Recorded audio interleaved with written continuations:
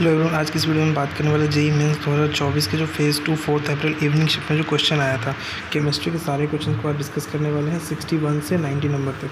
तो चलिए शुरू करते हैं। सबसे पहला क्वेश्चन हमारे पास है, find the major product in the reaction. ये हमारे पास एक कंपाउंड दिया हुआ है और इसको CH3CH3NH इसके साथ रिएक्शन करवाने पर जो मेजर कंपाउंड बनेगा वो क्या बनने वाला है, ये हमको फाइंड करना है। आइए इसको सॉल्व कर देंगे। सबसे पहले हम इस कंपाउंड को लिख लेते हैं अच्छे से। ये Br यहाँ पे भी Br है, ठीक है। अच्छा, अब देखिए अब क्या करते हैं। अब इसका रिएक्शन कराना है CH3NH से। हमको पता है N के ऊपर लोन पेयर होता है, ये लोन पेयर अटैक करेगा यहाँ पे और ये जो डबल बॉन्ड है ये इस तरफ से कुछ खुलने वाला है, इस तरह से। तो यहाँ पे जो हमारे पास बनने वाला है वो कुछ इस तरह से बनने वाला है। यहाँ पे ब्रोमीन रहेगा, यहाँ पे नाइट्रोजन अटैच होगा और मिथाइल ये हो जाएगा और यहाँ पे डबल बॉन्ड बन जाएगा, ठीक है। अच्छा, फिर से वापस से अगर हम एक और इस कंपाउंड के साथ रिएक्ट करवाएं तो फिर से ये अटैक करेगा इस वाले पोजीशन पे और ब्रोमीन यहाँ से निकल जाएगा। तो कुछ इस तरह से हमारे पास प्रोडक्ट बनने वाला है NMe2 ये हमारा फाइनल प्रोडक्ट बन जाएगा, ठीक है। तो देखिए ये हमारे पास में है ऑप्शन नंबर सेकेंड, ये हमारा फाइनल प्रोडक्ट है। नेक्स्ट क्वेश्चन है हमारे पास स्टेटमेंट 1, जो हमको ये कहता है कि correct ionization energy, first ionization energy का order sodium, lithium, chlorine, fluorine कुछ इस तरह का होता है। सेकंड स्टेटमेंट कहता है correct order of negative electron का एंथैल्पी वैल्यूज जो होता है लिथियम, सोडियम, क्लोरीन और क्लोरीन का कुछ इस तरह से है। Sodium less than lithium less than fluorine less than chlorine. तो देखिए हम इसको सॉल्व करते हैं कैसे। सबसे पहले तो हमको ये देखना है कि आयनाइजेशन एनर्जी का ऑर्डर क्या होता है। सोडियम, सबसे पहले यहाँ देखिए क्लोरीन और फ्लोरीन में आयनाइजेशन एनर्जी किसका ज़्यादा होगा, फ्लोरीन का, क्योंकि इसका साइज़ बहुत ही छोटा है और क्लोरीन का जो है वो साइज़ थोड़ा सा बड़ा है। तो इस कारण से क्लोरीन में आयनाइजेशन एनर्जी कम होगा, फ्लोरीन का ज़्यादा होगा। और सोडियम और लिथियम में लिथियम का साइज़ छोटा है तो फिर इसका आयनाइजेशन एनर्जी 1 ज़्यादा होगा, यानी कि ये स्टेटमेंट ट्रू है, ठीक है। सेकेंड स्टेटमेंट बोल रहा है कि नेगेटिव इलेक्ट्रॉन गेन एंथैल्पी, तो ये क्लोरीन का इलेक्ट्रॉन गेन एंथैल्पी सबसे हाईएस्ट होता है, ये स्टेटमेंट ठीक है। और लिथियम और सोडियम में हमको ये देखना है कि इलेक्ट्रोपॉजिटिविटी से यहाँ पे करना पड़ेगा। सोडियम ज़्यादा इलेक्ट्रोपॉजिटिव है तो कम इलेक्ट्रोनेगेटिव होगा, लिथियम उसके रिस्पेक्ट में क्या हो जाएगा, ज़्यादा इलेक्ट्रोनेगेटिव हो जाएगा। तो ये ऑर्डर भी ट्रू है, यानी कि बोथ स्टेटमेंट हमारे पास ट्रू आने वाला है, ठीक है। नेक्स्ट क्वेश्चन हमारे पास है, फॉर स्ट्रॉन्ग इलेक्ट्रोलाइट एक प्लॉट है मोलर कंडक्टिविटी और अंडर रूट कॉन्सेंट्रेशन का। ये एक स्ट्रेट लाइन आता है जिसमें क्या स्लोप जो है उसका डायमेंशन हमको बताना है, ठीक है, उसका यूनिट बताना है। देखिए तो यूनिट ऑफ मोलर कंडक्टेंस अगर हम निकालें तो ये क्या होता है हमारे पास, साइमन सेंटीमीटर स्क्वायर पर मोल, ठीक है। और अंडर रूट कॉन्सेंट्रेशन कितना हो जाएगा, मोल की पावर 1/2 लीटर की पावर -1/2, ठीक है। अच्छा, स्लोप का यूनिट अगर निकालें हम इक्वेशन से तो क्या आ जाएगा, मोलर कंडक्टिविटी का यूनिट अपॉन में अंडर रूट कॉन्सेंट्रेशन का यूनिट, यानी कि अगर इसको फर्दर सॉल्व किया जाए तो Simon centimetre square mole inverse upon mole की पावर 1/2 लीटर की पावर -1/2 सॉल्व करेंगे तो आ जाएगा साइमन सेंटीमीटर स्क्वायर मोल की पावर -3/2 लीटर की पावर 1/2।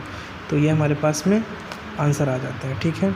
और ये है हमारे पास साइमन सेंटीमीटर स्क्वायर मोल की पावर -3/2 लीटर की पावर 1/2। ऑप्शन नंबर सेकंड जो है वो हमारा करेक्ट आंसर, ठीक है।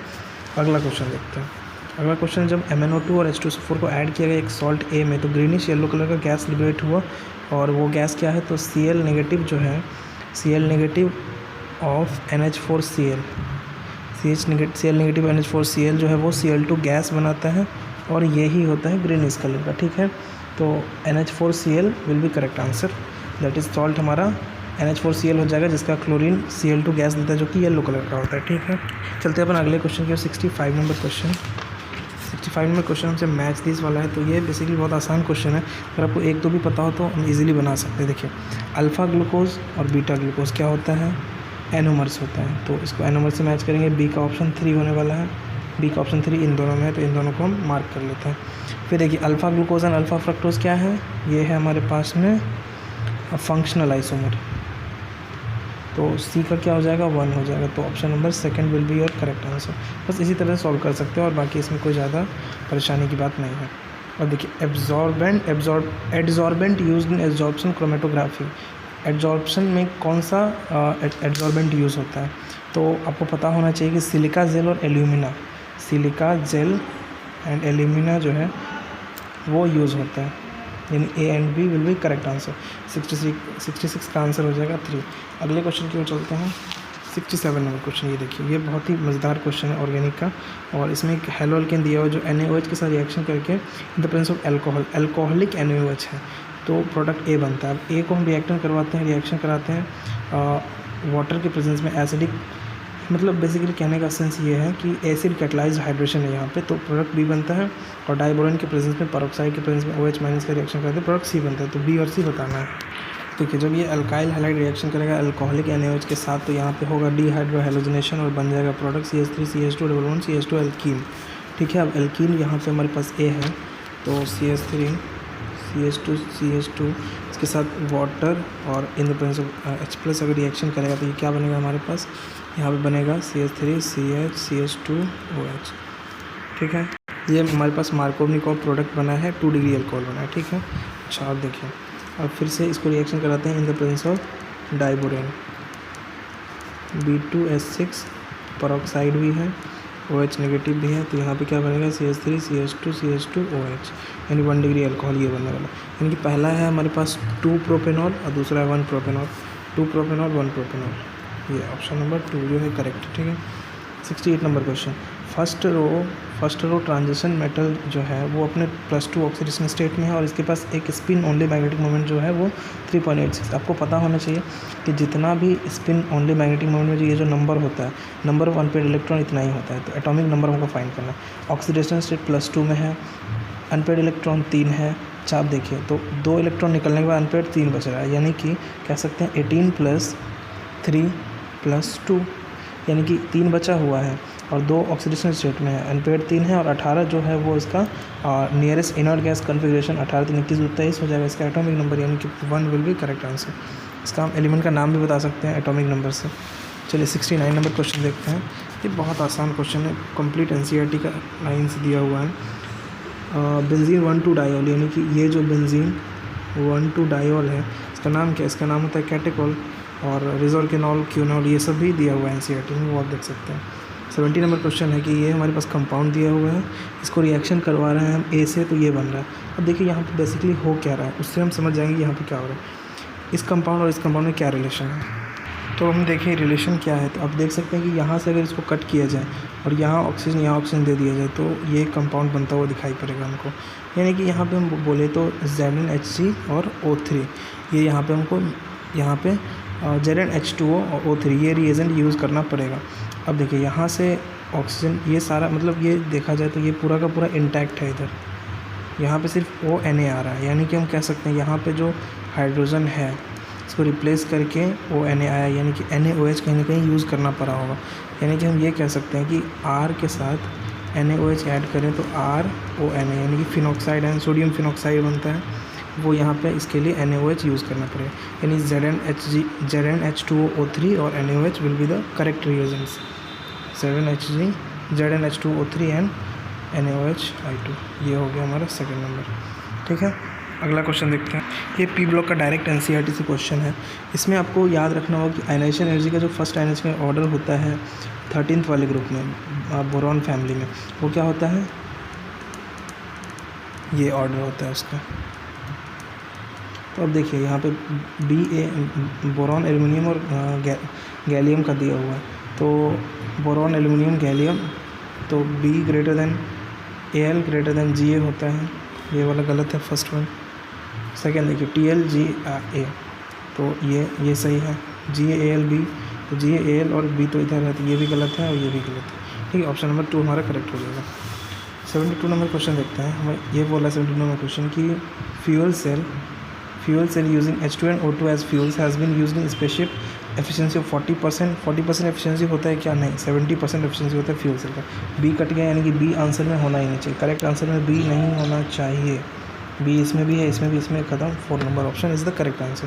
वैसे देख लेते हैं आगे, इज़ इको फ्रेंडली, हाँ इको फ्रेंडली तो होता है क्योंकि पॉल्यूशन नहीं कॉज करता है। Is actually a type of galvanic cell, हाँ ये भी सही है। तो इस तरह से हमारा ऑप्शन नंबर 4 हो जाएगा A, D and E only 72 नंबर क्वेश्चन का। चलते हैं अगले क्वेश्चन की ओर। 73 नंबर क्वेश्चन ये इक्विलिब्रियम का क्वेश्चन है, बहुत ही आसान है। देखिए SO3 का ये रिएक्शन दिया हुआ है, इसका Kc इतना है, ठीक है। और हमको फिर Kc पूछा है इस दूसरे वाले रिएक्शन का, तो इसमें कुछ नहीं करना है, बस हमको पहले वाले रिएक्शन को उलटना है और इसको 2 से गुना कर देना है। यानी कि हम बोले अगर इसका K' इक्वल टू क्या हो जाएगा, तो दूसरे वाले का Kc 1/Kc और इस पूरे का स्क्वायर कर दिया जाए, तो यानी कि 1/Kc का स्क्वायर इक्वल टू 1/4.9 इंटू 10⁻⁻2 इस पूरे का स्क्वायर, जो कि सॉल्व करने पे आएगा 416। ऑप्शन नंबर सी हमारा राइट है। अच्छा, इस क्वेश्चन देखिए 74 में क्या बोल रहा है, इसमें no electron in eg orbital, eg orbital में कोई भी इलेक्ट्रॉन नहीं है, तो x + y की वैल्यू बतानी है। NH3 पे तो चार्ज 0 होता है, यानी कि जो होगा y पे ही होने वाला है, यानी बोला जाएगा 3 - y इक्वल टू -1, ठीक है। अच्छा, और हमको ये दिया हुआ है कि आयरन जो है वो 3 वाले स्टेट में, ठीक है, तो y की वैल्यू हो जाएगी 4 यहाँ पे, और y इक्वल टू अगर 4 है तो x इक्वल टू क्या हो जाएगा 2 हो जाएगा, ठीक है। और अब x + y अगर हम फाइंड करें, देखिए x इक्वल टू 2 कहाँ से लाए हम, y इक्वल टू 4 है और आयरन है 3 ऑक्सीडेशन स्टेट में, तो आयरन जब 3 ऑक्सीडेशन स्टेट में होता है तो ये कोऑर्डिनेशन नंबर 6 शो करता है, यानी 4 और यहाँ पे 2 होगा, x + y इक्वल टू 6 हो जाएगा। ये हम ऐसे डायरेक्ट भी आंसर कर सकते थे, x + y इक्वल टू 6, क्योंकि आयरन जब 3 में होता है तो कोऑर्डिनेशन नंबर 6 दिखाता है और x + y will be equal to coordination number, ये हो जाएगा 6 नंबर, 74 का D number option. 75 number question देखते हैं। ये बहुत ही आसान क्वेश्चन है और बेसिकली बहुत ज़्यादा बेसिक से पूछा गया है, ये डाल्टन्स एटॉमिक थियरी से। तो पूछा इनकरेक्ट स्टेटमेंट क्या है डाल्टन्स एटॉमिक थियरी का। सबसे पहला, all the atoms of given element है आइडेंटिकल फिजिकल प्रॉपर्टी आइडेंटिकल मास, ये बिल्कुल सही है, सारा कुछ फिजिकल प्रॉपर्टीज सेम होता है एक सेम टाइप के एटम का।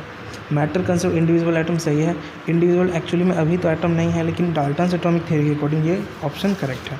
Third one is chemical reaction involves reorganisation of atoms, ये भी सही है। Compounds are formed when atoms of different elements combine in same या कांस्टेंट रेशियो, तब ये करेक्ट होगा, बाकी ये अभी फॉल्स है। ऑप्शन 4 हमारा करेक्ट आंसर है। 76 में पूछा number of species with pyramidal geometry, pyramidal geometry किसका है, तो वो हमको देखना है। तो आइए देखते हैं। सबसे पहला है S2O3, इसका ज्योमेट्री कैसा होगा, इसका देखिए 6 3 18, 6 2 12, 18 2 30, 32, यानी sp3 आएगा, ये हो जाएगा टेट्राहेड्रल। फिर नेक्स्ट है SO4 2-, इसका कितना 6 4 24, 6 30 32, sp3 टेट्राहेड्रल, ये भी ठीक है।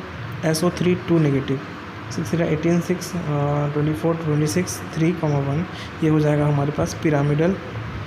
और S2O7 तो इसका भी पिरामिडल नहीं होता है, यानी कि पिरामिडल सिर्फ और सिर्फ एक का ही होने वाला, 73 ऑप्शन हो जाएगा, ठीक। 77 नंबर क्वेश्चन, ये हमारे पास कंपाउंड है एक, बेसिकली बोले तो हेलो अल्केन ही होगा, और अल्कोहलिक केवस दिया हुआ मेजर प्रोडक्ट पी बनाना है। तो देखिए इसमें हम सबसे पहले तो क्या करते हैं कि डिहाइड्रोहेलोजिनेशन करवाते हैं, एल्कीन बनाएंगे। ये तो हमको पता है एल्कीन बनने वाला है, ठीक है। एल्कीन ऐसा एल्कीन बनेगा जो कि मोस्ट स्टेबल होगा। अब इन चारों में हम देख सकते हैं कि ये चारों प्रोडक्ट की पॉसिबिलिटी है, लेकिन मोस्ट स्टेबल जो है, मोस्ट स्टेबल वो होने वाला है जिसमें रेजोनेंस की स्टेबिलिटी होगी। यहाँ पे रेजोनेंस इस रिंग के साथ नहीं हो रहा है, यहाँ पे रेजोनेंस इस रिंग के साथ नहीं हो रहा है, यहाँ पे इस रिंग के साथ ये जो कंप्लीट सा कंपाउंड है वो रेजोनेंस में है, ये स्टेबल हो जाएगा, और बाकी ऑप्शन नंबर 2 भी एलिमिनेट हो जाएगा। देखिए जो 78 नंबर क्वेश्चन को हम कैसे सॉल्व करते हैं, करेक्ट ऑर्डर ऑफ स्टेबिलिटी पूछा है। स्टेबिलिटी का ऑर्डर कैसे हम फाइंड करें, स्टेबिलिटी देखने के लिए हम ऐसे देखते हैं, एरोमेटिसिटी का सबसे ज़्यादा डोमिनेटिंग इफेक्ट होता है, तो एरोमेटिक कंपाउंड सबसे ज़्यादा स्टेबल होगा। इन सब में देखते हैं, यहाँ पे कितना पाई इलेक्ट्रॉन है, 4 pi electron, 2 pi electron, 2 pi electron, 2 2 2 6 pi electron, यानी देखिए 2n plus pi electron, sorry 2n plus 2 pi electron होगा, यहाँ पे n प्लस 2 पाई इलेक्ट्रॉन होगा। तो यहाँ पे ये हमारे पास आ रहा है एरोमेटिक, ये आ रहा है एरोमेटिक, ये भी एरोमेटिक, ये आ रहा है एंटी एरोमेटिक, ठीक है। तो A सबसे ज़्यादा स्टेबल होना चाहिए, सॉरी D सबसे ज़्यादा स्टेबल होना चाहिए, और A सबसे कम स्टेबल होना चाहिए, तो ऑप्शन 2 जो है वो करेक्ट हो जाएगा, ठीक है। और देखिए 79 नंबर क्वेश्चन बोला है number of unpaired electron in is this compound is how much. तो इस कंपाउंड में नंबर ऑफ अनपेयर्ड इलेक्ट्रॉन निकालना है। CO+3 वाले स्टेट में, क्योंकि H2O के ऊपर +0 ऑक्सीडेशन स्टेट होता है, और CO+3 का अगर हम निकालने चले तो यहाँ पे हम देख सकते हैं कि ये स्ट्रॉन्ग फिल लिगेंड है। H2O तब जब कोबाल्ट +3 ऑक्सीडेशन स्टेट में हो तो H2O यहाँ पे स्ट्रॉन्ग फिल की तरह लिगेंड की तरह एक्ट करेगा। इसका इलेक्ट्रॉनिक कॉन्फ़िगरेशन होता है AR18 3D4S 27, तो ये होता है, और 3 है तो 3D6 हो जाएगा, यानी कि यहाँ पे n=0 हो जाएगा क्योंकि ये पेयरिंग कर देगा, ठीक है। तो एक भी अनपेड इलेक्ट्रॉन नहीं बचने वाला है, ये हमारा करेक्ट ऑप्शन है। अच्छा 80 नंबर क्वेश्चन बोला है हमको करेक्ट स्टेटमेंट फाइंड करना है। देखिए बोला है H bonding exist when hydrogen covalently bonded to highly electronegative atom. ये बिल्कुल सही है, डेफिनेशन ही यही है कि जब हाइड्रोजन कोवेलेंटली बॉन्डेड होगा हाई इलेक्ट्रोनेगेटिव एटम से तब वो H बॉन्डिंग शो करेगा, ठीक है। अच्छा नेक्स्ट है इंटरमॉलिक्यूलर, ध्यान से सुनिए, इंटरमॉलिक्यूलर H बॉन्डिंग प्रेजेंट ओ नाइट्रोफिनॉल। ओ नाइट्रोफिनॉल कुछ इस टाइप का होता है। यहाँ पे इंटरमॉलिक्यूलर नहीं है, यहाँ पे इंट्रामॉलिक्यूलर है, ये ऑप्शन गलत, बी ऑप्शन गया। Intramolecular H bonding present HF में इंट्रा नहीं इंटरमॉलिक्यूलर होता है, ये भी ऑप्शन गलत, फॉल्स हो गया। D number magnitude of H bonding depends on physical state of compound, ये बिल्कुल सही है, सॉलिड स्टेट में सबसे ज़्यादा लगता है। H bonding has powerful effect on the structure properties of compound, ये भी सही है। तो A, D and E will be the correct option. हमारे पास में A, D and E option बिल्कुल करेक्ट है, ठीक है। आई होप आप समझ गए होंगे। अगले क्वेश्चन देखते हैं। Total number of sigma and pi bond और 2-ऑक्सोहेक्साइनोइक एसिड, तो इसका स्ट्रक्चर बनाता है 2-हेक्साइनोइक एसिड का। OH C double bond O C double bond O C H C triple bond C C H, ठीक है। तो ये हो गया हमारे पास स्ट्रक्चर 2-ऑक्सोहेक्साइनोइक एसिड का। जैसे पूछा total number sigma pi bond, यानी कि टोटल बॉन्ड को अगर काउंट कर लिया जाए तो सिग्मा एंड पाई बॉन्ड का टोटल नंबर जो होता है वो होता है 18, तो यहाँ पे 18 हो जाएगा, ठीक। यहाँ पे आप बेसिकली देख भी सकते हैं 1 2 3 4 5 6 7 8 9 10 11 12 13 14 15 16 17 18, तो टोटल नंबर ऑफ बॉन्ड बोला है 18 ही होगा। सिग्मा प्लस पाई बोला है टोटल, तो 18 ही होगा, ठीक है। 82 number maximum number orbitals which can be identified with n = 4 ml = 0 is. Maximum number कितने ऑर्बिटल्स को हम फाइंड कर सकते हैं? तो जब भी हमारे पास प्रिंसिपल क्वांटम नंबर 4 हो और एजिमुथल क्वांटम नंबर 0 हो तो हम मैक्सिमम नंबर ऑर्बिटल्स 4 को आइडेंटिफाई कर सकते हैं, ठीक है। आई होप ये क्वेश्चन समझ गए होंगे आप।